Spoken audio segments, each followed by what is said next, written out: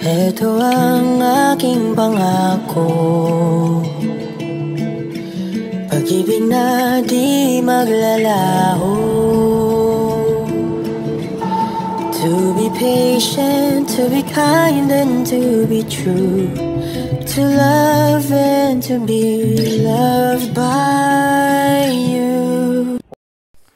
Ayuda mga marites, nagulat at namangha sa mukha ni Bel Mariano na walang make-up.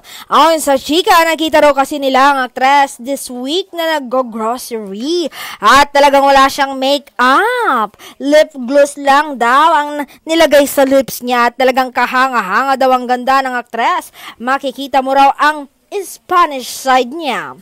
Isa daw ang young actress ang may pinakamagandang mukha sa showbiz lalo't pag walang makeup. Ang ganda daw niya ay hindi nakakaumay.